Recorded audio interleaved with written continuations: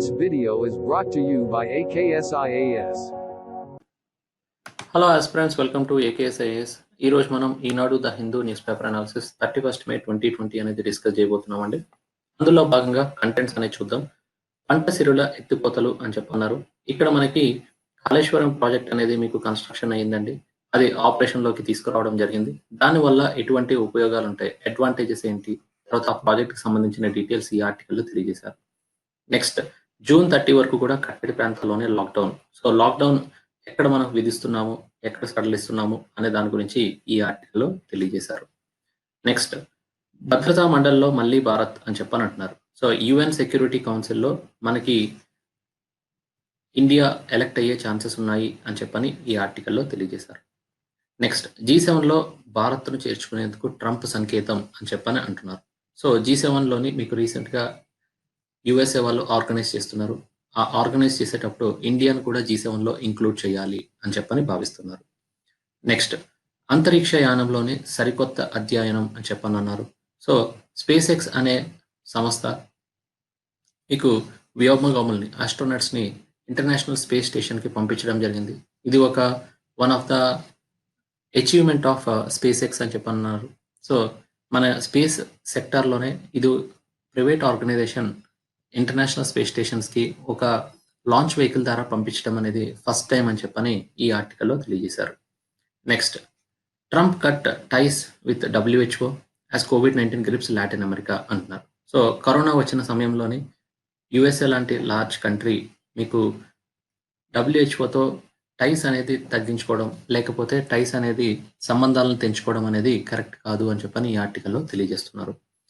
Next, Hong Kong officials protests US move అని చెప్పంటున్నారు. ఇక్కడ మనకి యుఎస్ఏ వాళ్ళు స్పెషల్ స్టేటస్ అనేది రిమూవ్ చేయడం జరిగింది. ఎవరికి అని చెప్పనంటే హాంకాంగ్కి. ఎందుకు ఇలా చేయాల్సి వచ్చింది అని అంటే చైనా వాళ్ళు నేషనల్ సెక్యూరిటీ యాక్ట్ అనేది ఒకటి తీసుకురావడం కారణంగా ఈ ఇనిషియేటివ్ అనేది తీసుకోవాల్సిన అవసరం అనేది ఏర్పడింది అని చెప్పని యుఎస్ తెలియజేశారు. సో అందుకని చెప్పని యుఎస్ మీద కొంచెం ప్రొటెస్ట్స్ అనేది అక్కడ చేయడం జరిగింది అనేది ఈ ఆర్టికల్లో తెలియజేశారు.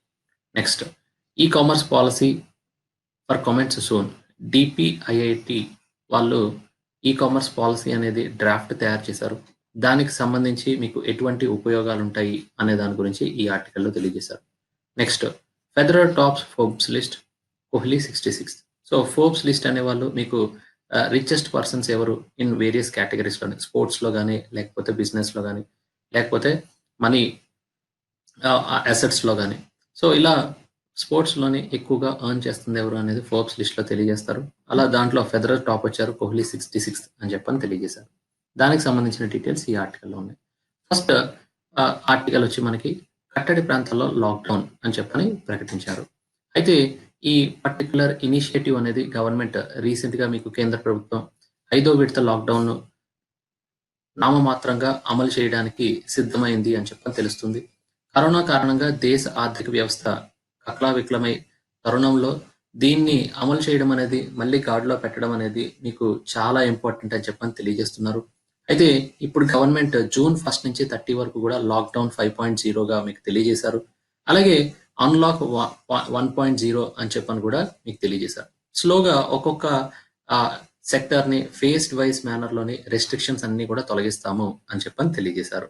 ఓకే, ఇక్కడ మీకు ఫస్ట్ జూన్ తీసుకుంటే ఇక్కడ no more red zone, orange or green zones అని చెప్పన్నారు. సో నెక్స్ట్ ఏదైనా జోన్స్ అనేవి కంటైన్మెంట్ చేయాలంటే అక్కడ స్టేట్ చేస్తుంది వాళ్ళ అవసరాలకు తగ్గట్టు అని చెప్పని తెలియజేశారు. No more permit system for inter state movement of vehicles అన్నారు. సో వెహికల్స్ అనేవి ఒక స్టేట్ నుంచి ఇంకో స్టేట్కి మూవ్ అవ్వచ్చు. ఏదైనా రెస్ట్రిక్షన్స్ పెట్టుకోవాలంటే స్టేట్ పెట్టుకుంటారు అని చెప్పని తెలియజేశారు. No restrictions on movement within and outside the state అని చెప్పని తెలియజేశారు. ఇవన్నీ కూడా జూన్ 1 వరకు అమలు చేస్తారు. జూన్ 8 నుంచి ఏంటంటే మీకు మాల్స్, రెస్టారెంట్స్, రిలీజియస్ ప్లేసెస్ అన్ని కూడా ఓపెన్ చేయడం అనేది జరుగుతుంది ఎక్సెప్ట్ కంటైన్మెంట్ జోన్స్. నెక్స్ట్, జూలైలో మీకు schools and other education institutions గురించి ఓపెన్ చేయాలా లేదా అనేది డిసైడ్ చేస్తాము అని చెప్పని తెలియజేశారు. ఇప్పటికీ కూడా ఎవరికి అలౌ చేయట్లేదంటే ఒకటి bar, gymnasiums, entertainment parks, cinema halls, metro rail and international air travel, వీటన్నిటికీ కూడా అలౌడ్ లేదు అని చెప్పారు. అండ్ అడ్వైజరీ ప్లేసెస్ ఏంటంటే నైట్ కర్ఫ్యూ ఉంటుంది. Non-essential activities continues from 9 PM to 5 AM. Okay, and face mask అనేది ధరించాలి అన్నారు.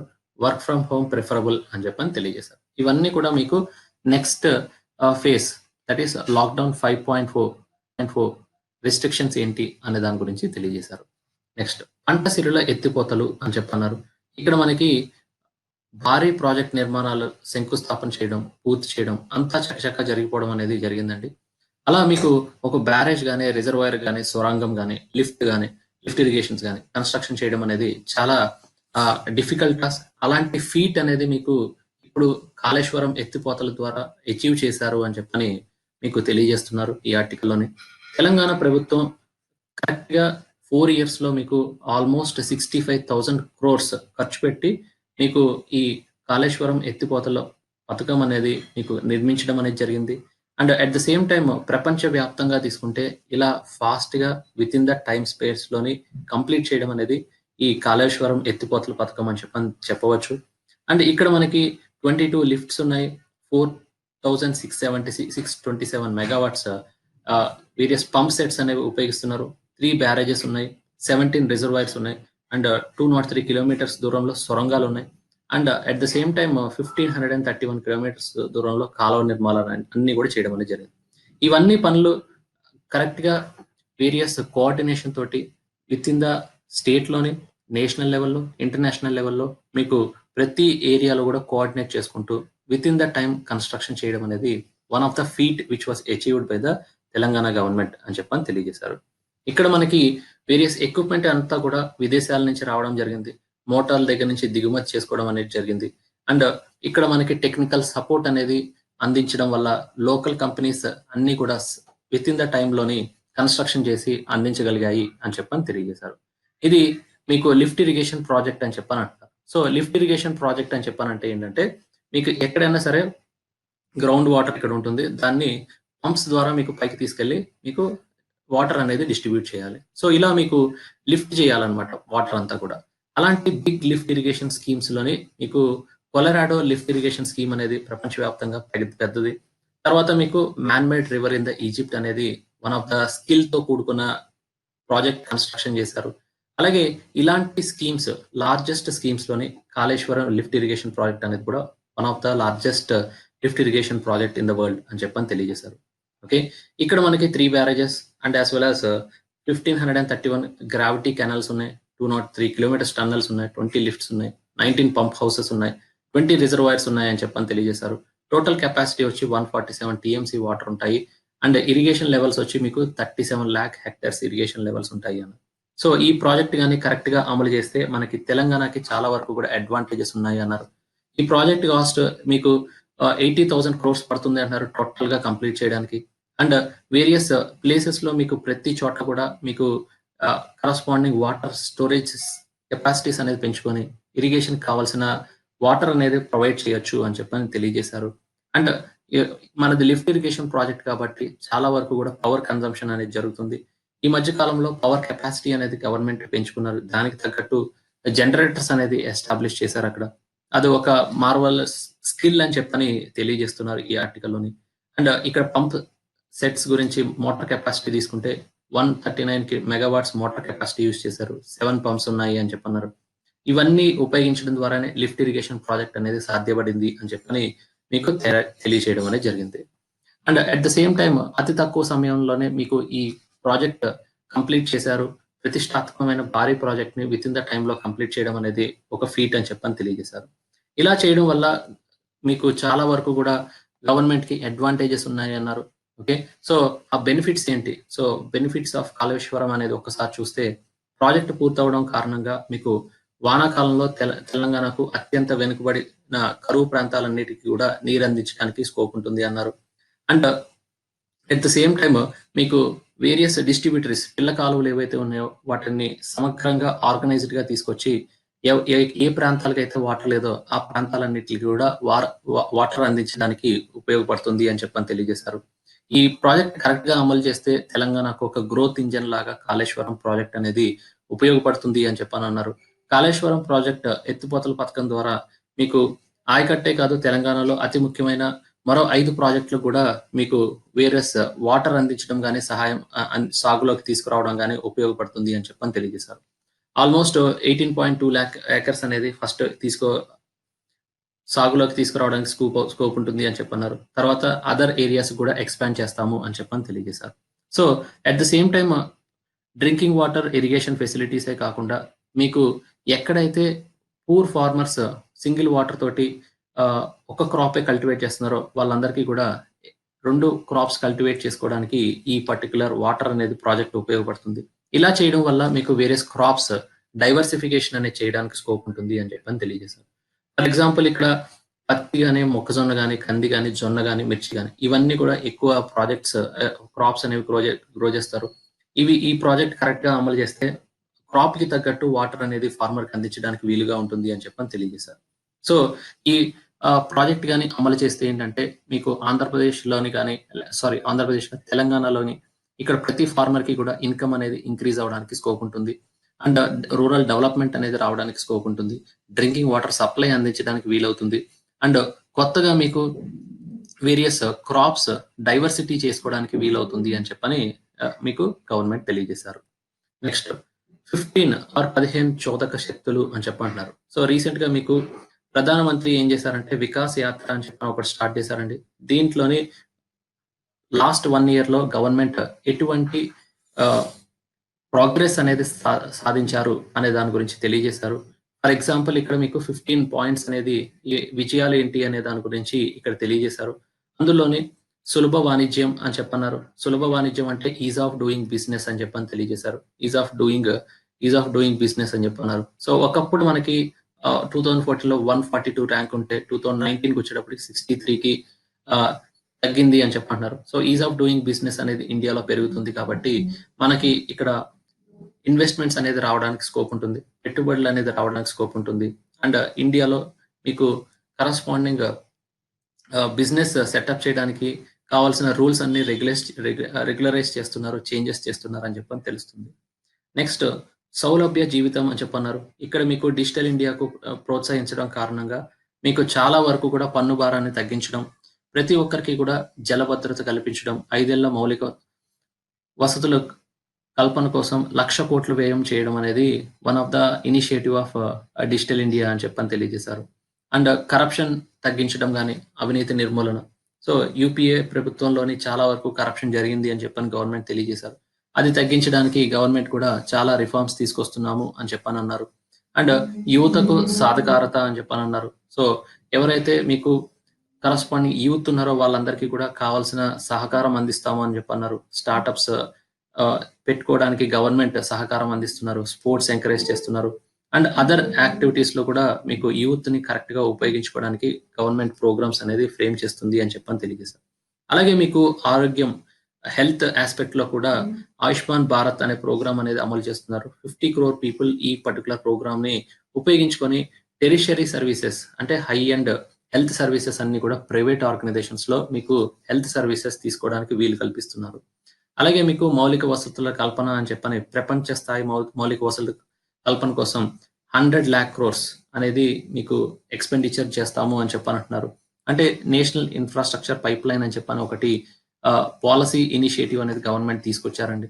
దాంట్లోని మీకు ఆల్మోస్ట్ 100 lakh crores అనేది ఇన్ఫ్రాస్ట్రక్చర్ ప్రాజెక్ట్స్ డెవలప్ చేసి ఇన్వెస్ట్మెంట్ ఎవరైతే చేస్తున్నారో వాళ్ళందరికీ కావాల్సిన మినిమం సపోర్ట్ అనేది గవర్నమెంట్ అందిస్తుంది అని చెప్పని తెలియజేశారు. And at the same time మధ్య తరగతి మిడిల్ ఇన్కమ్ గ్రూప్ పీపుల్ అందరికీ కూడా కావాల్సిన సహకారం అందిస్తున్నాము అని చెప్పని తెలియజేశారు. Next Navbharat Nari Shakti. So women related programs with respect to child కానీ ఫీమేల్ చైల్డ్ కానీ లేకపోతే కరస్పాండింగ్ ప్రెగ్నెంట్ ఉమెన్ కానీ వాళ్ళందరికీ కూడా వైద్య సేవలు అనేది అందిస్తున్నాము అని చెప్పని తెలియజేశారు. అండ్ అగ్రికల్చర్ లోని ఫార్మర్స్ రైతుల సౌభాగ్యం అన్నారు. సో పిఎం కిసాన్ అనే ప్రోగ్రామ్ తీసుకురావడం ద్వారా కానీ లేకపోతే వేరియస్ లోన్స్ అందించడంలో కానీ వేరియస్ కార్పొరేట్ ఫార్మింగ్ లో కానీ చాలా వరకు కూడా రైతులకు సహాయం అందించేలాగా ప్రోత్సాహం అందించేలాగా స్టెప్స్ అనేది తీసుకుంటున్నాం, ప్రోగ్రామ్స్ తీసుకొస్తున్నాం అని చెప్పని తెలియజేశారు. అలాగే దేశానికి తొలి ఇచ్చిన ప్రాధాన్యం అంటే ఏంటంటే రక్షణ వ్యవస్థ కానీ అంతరిక్షం కానీ లేకపోతే న్యూక్లియర్ అణు ఇంధన కానీ ఈ రంగాల్లో మీకు చాలా వరకు కూడా ప్రోత్సాహం ఇస్తున్నాము అని చెప్పని తెలియజేశారు. జమ్మూ అండ్ కాశ్మీర్ ను భారత్ లో సంపూర్ణంగా విలీనం చేయడం అనేది కూడా మీకు నేషన్స్ ఫస్ట్ ప్రయారిటీ అని చెప్పని తెలియజేశారు. సో ఇవన్నీ కూడా ఏంటంటే గవర్నమెంట్ ఒక అచీవ్మెంట్స్ కింద భావిస్తున్నారు అని చెప్పని తెలుస్తుంది. అలాగే నార్త్ ఈస్టర్న్ స్టేట్స్, ఈశాన్య రాష్ట్రాలన్నిటికి కూడా మీకు సమస్యలన్నీ కూడా పరిష్కారం చేస్తాము, శాంతిని నెలకొల్పుతాము అని చెప్పని తెలియజేశారు. సామాజిక సాధికారత అని చెప్పని మీకు తెలియజేశారు. అంటే ఏంటంటే మీకు కరస్పాండింగ్ ట్రైబల్ పీపుల్ కానీ, మైనారిటీస్ కానీ, వేరియస్ అదర్ పీపుల్ అందరికీ, ట్రాన్స్జెండర్స్ అందరికీ కూడా రక్షణ కల్పిస్తాము అని చెప్పని తెలియజేశారు. అండ్ పేదల ముంగిటకు అభివృద్ధి అని చెప్పని అన్నారు. ఓకే, ఇక్కడ ఏం చేస్తున్నారంటే నిరుపేదలకు అందరికీ కూడా ఆత్మనిర్భర్ భారత్ అభియాన్ ద్వారా చేయూతను అందించడం అనేది జరుగుతుంది అని చెప్పని తెలియజేశారు. ఆర్థిక అభివృద్ధిలోని స్పష్టమైన మార్పు తీసుకొస్తాము అని చెప్పని గవర్నమెంట్ తెలియజేస్తున్నారు. కరోనాపై పోరాటం, ఇవన్నీ కూడా ఏంటంటే గవర్నమెంట్ ఒక పాలసీ మెజర్స్ తీసుకొని ఒక సర్టెన్ సిగ్నిఫికెంట్ స్టెప్స్ అనేది తీసుకొచ్చాము, అందువల్ల మాకు పాజిటివ్ అవుట్కమ్ వచ్చింది అని చెప్పని ఈ 15 డైమెన్షన్స్ ని తెలియజేశారు. ఓకే, ఈ 15 కూడా ఏం ఇండికేట్ చేస్తున్నాయంటే విజయాలు ఇండికేట్ చేస్తున్నాయి. ఓకే, సో అవన్నీ కూడా గవర్నమెంట్ పాస్ట్ 1 year లో సాధించిన అంతా కూడా ఈ 15 పాయింట్స్ లో మీకు తెలియజేశారు. నెక్స్ట్, పొంచి ఉన్న జీవాయుధల ముప్పు అని చెప్పని అంటున్నారు. సో అమెరికా చైనాల మధ్య ఈ మధ్యన చాలా వరకు కూడా డిస్ప్యూట్స్ అనేవి జరుగుతున్నాయండి. సో కరోనా వైరస్ ఎక్కడి నుంచి వచ్చింది, ఆరిజిన్ ఎక్కడ అనే దాని గురించి అమెరికా క్వశ్చన్ చేస్తుంది. చైనా కరెక్ట్ గా సమాధానం అందించకపోవడం వల్ల ఆ పర్టికులర్ ఆరిజిన్ అనేది చైనా నుంచే వచ్చింది అని చెప్పని అమెరికా ఆరోపిస్తుంది. సో ఇలా 2 సూపర్ పవర్స్ అయిన యుఎస్ఏ కానీ చైనా కానీ ఇలా ఒక పర్టికులర్ ఇష్యూ మీద చేసుకోవడం వల్ల చాలా వరకు ఏంటంటే నష్టం చేకూరుతుంది అని చెప్పని తెలియజేస్తున్నారు. కొంతమంది ఏమని అనుమానిస్తున్నారంటే జీవాయుధం అనేది ఇలాంటి దేశాలన్నీ కూడా మీకు తీసుకురావడం వల్ల ప్రజానికానికి చాలా వరకు నష్టం జరిగే ఛాన్సెస్ ఉంటాయి అని చెప్పని ఈ ఆర్టికల్లో తెలియజేశారు. అది మనకి ఆల్రెడీ కరోనా వైరస్ వల్ల చాలా కంట్రీస్ పీపుల్ అందరూ కూడా ఎటువంటి ప్రాబ్లమ్స్ ఫేస్ చేస్తున్నారు అనే దాని గురించి ఈ ఆర్టికల్లో తెలియజేశారు. సో అలాంటి వైరస్ కానీ మీకు ల్యాబ్ లో తయారు చేసి దాని వల్ల మీకు జీవాయుధాలుగా ఉపయోగించుకొని ముప్పు అనేది తీసుకొస్తే మటుకు నెక్స్ట్ కమింగ్ డేస్ లో మీకు పీపుల్ అనేవాళ్ళు ఎవరు ఉండరు అని చెప్పని తెలియజేస్తున్నారు. సో అలా మీకు వేరియస్ కన్వెన్షన్స్ అనేది కూడా మీకు పాస్ట్ లోని తీసుకొచ్చారండి. ఈ వైరస్ వ్యాప్తి అనేది చెందకుండా ఉండడానికి, వ్యాప్తి అనేది మీకు అదర్ ఏరియాస్ కి వెళ్లకుండా ఉండడానికి కొన్ని బయో వెపన్ కన్వెన్షన్ అని ఒకటి తీసుకొచ్చారండి 1972లోని. ఆ బయో వెపన్ కన్వెన్షన్ ప్రకారంగా ప్రతి ఒక్క కంట్రీ కూడా ఒప్పందాలపై సంతకం చేశారు, తీర్మానాలు చేశారు.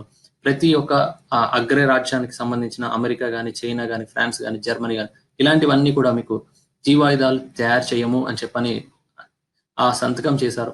కానీ ఇప్పటికీ కూడా మీకు ప్రయోగశాలలు అనేవి జరుగుతున్నాయి.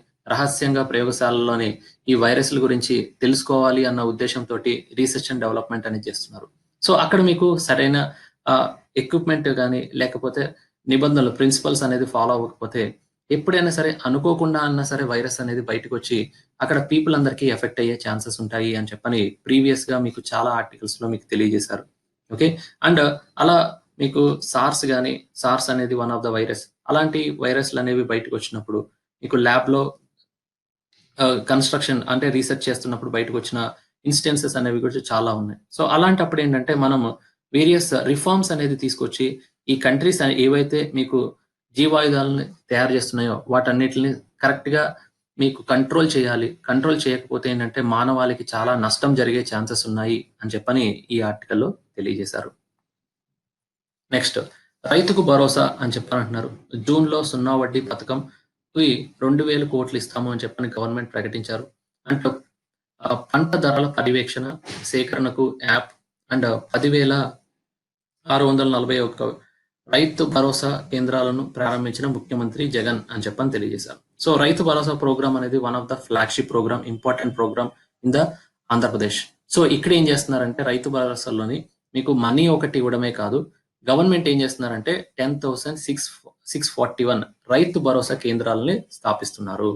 సో ఈ రైతు భరోసా కేంద్రాలు స్థాపించడం ద్వారా మీకు చాలా వరకు ఫార్మర్ కావాల్సిన బేసిక్ ఇన్పుట్స్, విత్తనాల దగ్గర నుంచి మీకు పండించిన పంటను కొనడం వరకు కూడా మొత్తం ఈచ్ అండ్ ఎవ్రీ ఫేస్ లో కూడా మీకు గవర్నమెంట్ సహకారం అందిస్తుంది అని చెప్పన్నారు. సహకారం ఎలా అందిస్తారు? ఈ వైఎస్ఆర్ రైతు భరోసా కేంద్రాల ద్వారా ఈ రైతుకి సహకారం అందిస్తాము అని చెప్పని తెలియజేశారు. సో ఈ రైతు భరోసా స్కీమ్ అమలు చేయడానికి సీఎం యాప్ ఉపయోగిస్తున్నారు, అలాగే ఈ క్రాస్ అనే దాన్ని ఉపయోగిస్తున్నారు అని చెప్పని తెలియజేశారు. సో ఈ రైతు భరోసాలోని ఏమేమి చేస్తారు అనే దాని గురించి చూస్తే మీకు నకిలీ అడ్డుకట్ట వేస్తూ ప్రభుత్వంచే ధృవీకరించబడిన నాణ్యమైన విత్తనాలను, ఎరువులను కొనాల్సిందిగా తెలియజేశారు. ఒకటి. నెక్స్ట్ వ్యవసాయ అసిస్టెంట్లు, విలేజ్ రెవెన్యూ అసిస్టెంట్లు ఎవరైతే ఉంటారో వాళ్ళందరూ ఈ క్రాస్ విధానం ద్వారా గ్రామాలలో పంట వివరాలను డేటాబేస్ మెయింటైన్ చేసి ల్యాండ్ ప్రొఫైల్ నమోదు చేయడం అనేది జరుగుతుంది అని చెప్పని తెలియజేశారు. ఇది 2. ఇంకొకటి ఏంటంటే డిజిటల్ కియోస్ ద్వారా మీకు కరస్పాండింగ్ ఫార్మర్స్ అందరికీ కూడా ఇన్పుట్స్ ఆన్లైన్ ద్వారా గ్రామాల్లోనే తమ గడపల వద్దనే పొందేటట్టు ఏర్పాటు చేయడం అనేది జరిగింది. సో రైతులందరికీ కూడా సూచనలు అనేది ఇస్తారు. అండ్ పంట యాజమాన్య పద్ధతులపై సంక్షిప్త సమాచారం అనేది, వాతావరణ సూచనలు అన్ని కూడా మీకు ఫార్మర్ అందించడం అనేది జరుగుతుంది అని చెప్పని తెలియజేశారు. ఇంకొకటి సీఎం యాప్. సీఎం యాప్ అంటే ఏంటంటే comprehensive monitoring agriculture process and procurement అని చెప్పన్నారు. సో రైతు భరోసా కేంద్రాల్లోని వ్యవసాయం సహాయకుల ద్వారా నిరంతరం ఆయా గ్రామాల్లో పండే పంటలు లభించే ధరల వివరాలు నమోదు చేయడం అనేది జరుగుతుంది అని చెప్పని తెలియజేశారు. సో దట్ ఏంటంటే ఫార్మర్ కి ఎంఎస్పి అనేది కరెక్ట్ గా అందించడానికి వీలవుతుంది అని చెప్పని తెలియజేశారు. నెక్స్ట్ అలాగే ప్రతి కేంద్రంలోనూ కనీస గిట్టుబాటు ధరల జాబితాతో పాటు నిరంతర సామాజిక తనిఖీ కోసం రైతు భరోసా లబ్ధిదారుల జాబితా శాశ్వత ప్రదర్శన అనేది చేస్తారు అని చెప్పని తెలియజేశారు. ఇవన్నీ కూడా ఏంటంటే అడ్వాంటేజెస్ అన్నట్టు. సో పశువులు, కోళ్లకు అదర్ సెక్టర్స్, ఫిషరీ సెక్టర్ కానీ లేకపోతే యానిమల్ హస్బెండరీ కానీ వాళ్ళందరికీ కూడా కావాల్సిన మినిమం ఇన్పుట్స్ ఏంటి, ఫీడింగ్ కానీ లేకపోతే కరస్పాండింగ్ మెడిసిన్స్ కానీ ఈ రైతు భరోసా కేంద్రాల ద్వారా మీకు అందుబాటులోకి తీసుకొస్తాము అని చెప్పని తెలియజేశారు. అండ్ సంవత్సరం లోపు ప్రతి గ్రామంలోని కోల్డ్ స్టోరేజెస్ అనేది కూడా పెడతాము అని చెప్పని తెలియజేశారు. అండ్ స్టోరేజెస్ తో పాటు గ్రేడింగ్ సిస్టమ్ తీసుకొస్తాం, ప్యాకింగ్ వ్యవస్థను కూడా తీసుకొస్తాము అని చెప్పని తెలియజేశారు. నెక్స్ట్ సాయిల్ టెస్టింగ్ లాంటివి, అలాగే మీకు భూసారాన్ని పరీక్షించడానికి సాయిల్ టెస్టింగ్ లాంటివన్నీ కూడా మీకు శాస్త్రవేత్తల సలహాలతోటి, సూచనలతోటి రైతుకి కావాల్సిన ఇన్పుట్స్ అన్ని కూడా మేము అందిస్తాము అని చెప్పని రైతు భరోసా స్కీమ్ల ద్వారా రైతుని కాపాడడానికి ఇవన్నీ కూడా తీసుకురావడం అనేది జరుగుతుంది అని చెప్పని ఆంధ్రప్రదేశ్ ప్రభుత్వం తెలియజేశారు. ఓకే, ఇవన్నీ కూడా ఏంటంటే వేరియస్ అడ్వాంటేజెస్. దీని ద్వారా ఏంటంటే ఫార్మర్ మీకు ఎక్కడా కూడా నష్టపోకుండా చూడడానికి ప్రభుత్వం ప్రయత్నిస్తుంది. ఇక్కడ వైఎస్ఆర్ రైతు భరోసా కేంద్రాల ద్వారా చాలా వరకు సహకారం అందించడానికి వీలుగా ఉంది అని చెప్పని తెలియజేశారు. ఇక్కడ మీకు ఏదైనా ప్రాబ్లం వస్తే కాల్ సెంటర్ కూడా కాల్ చేయవచ్చు అని చెప్పని 155-251 అనే నెంబర్ అనేది మీకు అందించడం అనేది జరిగింది. నెక్స్ట్ ఆర్టికల్ వచ్చి అంతరిక్షయానంలో సరికొత్త అధ్యయనం అని చెప్పనంటున్నారు. సో ఇది one of the significant achievement అంటే అమెరికా సాధించారు. అమెరికాలోని చాలా వరకు కూడా ఇప్పటి వరకు కూడా వేరియస్ లాంచ్ వెహికల్స్ ఏమేమి ఉన్నాయి, వేరియస్ అదర్ స్పేస్ లోకి తీసుకెళ్లే వెహికల్స్ కానీ లేకపోతే ప్రాజెక్ట్స్ కానీ మొత్తం అంతా కూడా నాసా గవర్నమెంటే మీకు చాలా వరకు కూడా ఎక్స్పెండిచర్ అనేది చేసే ప్రాజెక్ట్స్ అనేది టేకప్ చేసేవాళ్ళు. ఇది ఫస్ట్ టైం ఒక ప్రైవేట్ ఆర్గనైజేషన్ కి మీకు ఒక ప్రాజెక్ట్ ఇచ్చి దాని ద్వారా ఇంటర్నేషనల్ స్పేస్ స్టేషన్ కి ఆస్ట్రోనట్స్ ని తీసుకువెళ్ళడం అనేది ఫస్ట్ టైం. ఒక ప్రైవేట్ ఆర్గనైజేషన్ అలా తీసుకెళ్లడం అనేది ఫస్ట్ టైం. సో అలా మీకు క్రూ డ్రాగన్ అనే పర్టికులర్ ఫాల్కాన్ 9 రాకెట్ ద్వారా మీకు ఈ వ్యోమగాములందరినీ కూడా, ఆస్ట్రోనట్స్ అందరినీ కూడా ఇంటర్నేషనల్ స్పేస్ స్టేషన్ కి తీసుకెళ్లడం అనేది జరిగింది. అంతర్జాతీయ అంతరిక్ష కేంద్రానికి తీసుకెళ్లడం అనేది జరిగింది అని చెప్పని తెలియజేశారు.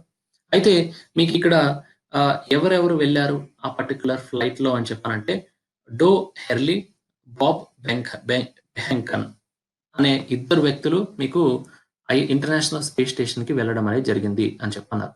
అయితే ఈ మధ్య కాలంలోని ప్రైవేట్ ఆర్గనైజేషన్స్ కి ఎందుకు ఇవ్వాల్సి వచ్చింది వేరియస్ ఎక్స్పెండిచర్ కానీ లేకపోతే శాటిలైట్స్ మ్యానుఫ్యాక్చర్ చేయడం కానీ లేకపోతే లాంచ్ వెహికల్స్ ని తయారు చేయడం కానీ ఎందుకు ఇవ్వాల్సి వచ్చిందంటే నాసాకి చాలా వరకు కూడా వేరియస్ ప్రాజెక్ట్స్ లో చాలా వరకు ఎక్స్పెండిచర్ అని జరుగుతుంది, టైం స్పెండ్ చేస్తున్నారు. ఎక్స్ట్రాగా మీకు కొన్ని లాంచ్ వెహికల్స్ తీసుకువెళ్ళడానికి మీకు ప్రాజెక్ట్స్ అనేది టేకప్ చేయడానికి అంత స్కోప్ లేకుండా పోయింది. కాబట్టి ప్రైవేట్ సంస్థలకి నిర్మాణానికి మీకు అప్పగించాలి అని చెప్పని డెసిషన్ తీసుకున్నారు. సో అక్కడ మీకు ఏంటంటే 2 సంస్థలు ముందుకు వచ్చాయి. ఒకటి స్పేస్ ఎక్స్ అనే సంస్థ, ఇంకొకటి బోయింగ్ అనే సంస్థ. మీకు 2 కూడా మీకు నాసా తయారు చేసే ప్రాజెక్ట్స్ లోని ఇన్వాల్వ్ అయ్యి మేము కూడా సహకారం అందిస్తాము అని చెప్పని తెలియజేశారు. అయితే ఇప్పుడు స్పేస్ ఎక్స్ నిర్మించిన డ్రాగన్ ఏం చేశారంటే నిర్మించిన డ్రాగన్ ఏదైతే ప్రాజెక్ట్ ఉందో దాన్ని ఆ పర్టికులర్ లాంచ్ వెహికల్ ని డ్రాగన్ అని చెప్పన్నారు. ఇంటర్నేషనల్ స్పేస్ స్టేషన్ కు ఎవరైతే వ్యోమగాములు ఉన్నారో ఆస్ట్రోనాట్స్ ని తీసుకెళ్లడం అనేది జరిగింది. ఓకే. సో అలాగే మీకు ఇదివరకు వాళ్ళకి ఎక్స్పీరియన్స్ ఉందండి. Particularly with respect to international space station కి తీసుకెళ్లి సరుకులకు తీసుకెళ్లే ప్రాసెస్ లో వాళ్ళకి ఎక్స్పీరియన్స్ ఉంది కాబట్టి ఈజీగా వాళ్ళు సక్సెస్ అనేది సాధించారు. Okay. Elon Musk is the person. So space X ని స్థాపించి ఒక ప్రైవేట్ ఆర్గనైజేషన్ ద్వారా మీకు వ్యోమగాములందరినీ కూడా అవుటర్ స్పేస్ లోకి తీసుకెళ్దామని చెప్పనే ఉద్దేశంతో స్టార్ట్ చేశారు ఒక project called as space X demo 2 అని చెప్పనే మెషిన్ అనేది స్టార్ట్ చేశారు. ఆ మెషిన్ ద్వారా ఆల్మోస్ట్ $2.6 బిలియన్ ఒప్పందం అనేది కుదుర్చుకున్నారు నాసా తోటి. ఐఎస్ఐ ఇంటర్నేషనల్ స్పేస్ స్టేషన్ కి వేరియస్ ఆస్ట్రోనట్స్ ని పంపించాలి అని చెప్పని మీకు ఒక అగ్రిమెంట్ అనేది రాసుకున్నారు. దాని ప్రకారంగానే ఇప్పుడు అందరినీ కూడా స్పేస్ స్టేషన్ లోకి తీసుకువెళ్ళడానికి గవర్నమెంట్ నాసా ఇచ్చిన పర్మిషన్ ద్వారా ఈ స్పేస్ ఎక్స్ వాళ్ళు వేరియస్ ఆస్ట్రోనాట్స్ అందరినీ కూడా అవుటర్ స్పేస్ లోకి తీసుకెళ్లడం అనేది జరిగింది అని చెప్పని తెలియజేశారు. నెక్స్ట్ ఆర్టికల్ వచ్చి భద్రతా మండలికి మళ్ళీ భారత్ అని చెప్పి అంటున్నారు. సో యుఎన్ సెక్యూరిటీ కౌన్సిల్ లోని మీకు నెక్స్ట్ కమింగ్ డేస్ లో ఆల్మోస్ట్ 193 మెంబర్స్ ఉన్న సభ్యత్వంలోని ఆ భారత్ కి 2021 అండ్ 2022 లోని ఒక అవకాశం అనేది రాబోతుందండి. ఎన్నికలు అనేది నిర్వహించబోతున్నారు యుఎన్ సెక్యూరిటీ కౌన్సిల్. అందులో భారత్ అని మీకు ఎలక్ట్ చేసే ఛాన్సెస్ ఎక్కువ ఉన్నాయి అని చెప్పని తెలియజేశారు. And at the same time మనం 2011-12 లో మనం ఐరాస మండలిలోని వన్ ఆఫ్ ద మెంబర్ కింద ఉన్నాము. ఇప్పుడు మళ్ళీ ఎలక్ట్ అయ్యే ఛాన్స్ వచ్చింది అని చెప్పని తెలియజేశారు. సో యుఎన్ సెక్యూరిటీ కౌన్సిల్ లో మీకు మొత్తం 15 మెంబర్స్ ఉంటారు. ఒక 5 పర్మనెంట్ మెంబర్స్ ఉంటారు and as well as 10 non permanent members ఉంటారు. ఈ నాన్ పర్మనెంట్ మెంబర్స్ లో India one of the country కింద ఎలక్ట్ అవడానికి స్కోప్ ఉంది అని చెప్పని తెలియజేశారు. నెక్స్ట్ G7 లో భారత్ ను చేర్చుకునేందుకు ట్రంప్ సంకేతం అని చెప్పన్నారు. సో G7 అనేది వన్ ఆఫ్ ద గ్రూప్. దీంట్లో ఒక 7 కంట్రీస్ ఉంటాయండి. Like France, Germany, Italy, Japan, America, Britain, Canada. So ఇవన్నీ కూడా ఏంటంటే అభివృద్ధి చెందిన దేశాలు. వాటి యొక్క జీడిపి ఎక్కువ ఉంటుంది. At the same time per capital income అనేది ఎక్కువ ఉంటుంది. ఈ అభివృద్ధి చెందిన దేశాలన్నీ కూడా ఒక కూటమి కింద ఫామ్ అయ్యి మీకు G7 అనే ఆర్గనైజేషన్ ని స్థాపించాయి. అయితే దాంట్లో మీకు రీసెంట్ గా అమెరికా అధ్యక్షుడైన ట్రంప్ ఏమని భావిస్తున్నారంటే ఇండియాను కూడా ఇంక్లూడ్ చేయాలి అని చెప్పని సంకేతాలని ఇస్తున్నారు.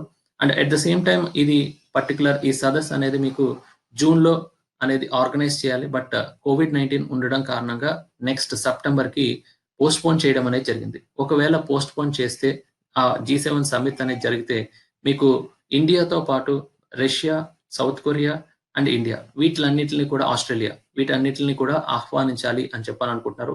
G7 లోని ఇంక్లూడ్ చేయాలి అని చెప్పని భావిస్తున్నారు. దాని గురించి ఈ ఆర్టికల్ తెలియజేశారు. Next Trump cut ties with WHO అని చెప్పని అన్నారు. సో ఇక్కడ మీకు WHO అనేది one of the apex organisation in the world. So ఈ ఆర్గనైజేషన్ ఏంటంటే వేరియస్ హెల్త్ రిలేటెడ్ ఆస్పెక్ట్స్ మీద అన్ని కంట్రీస్ కు మెంబర్ కంట్రీస్ అన్నిటికీ కూడా అడ్వైజర్స్ అనేది ఇస్తారు.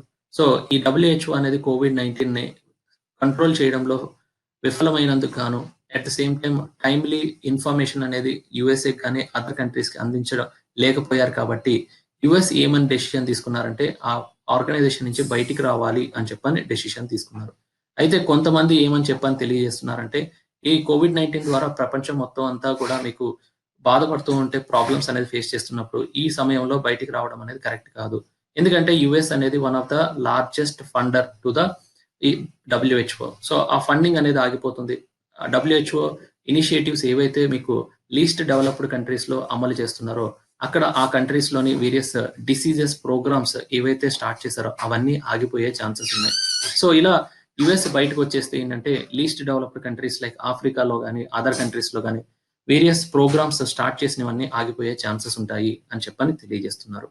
అలాగే ఈ COVID-19 అనేది ఇప్పుడు యూరోప్ లో కొంత తగ్గినప్పటికీ కూడా లాటిన్ అమెరికాలోని చాలా వరకు కూడా విజృంభిస్తుందండి. ఇంక్రీజ్ అయిపోయింది. వేరియస్ కేసెస్ అన్ని కూడా ఇంక్రీజ్ అయ్యి డెత్ రేట్ ఇంక్రీజ్ అయ్యింది అని చెప్పని ఈ ఆర్టికల్లో తెలియజేశారు.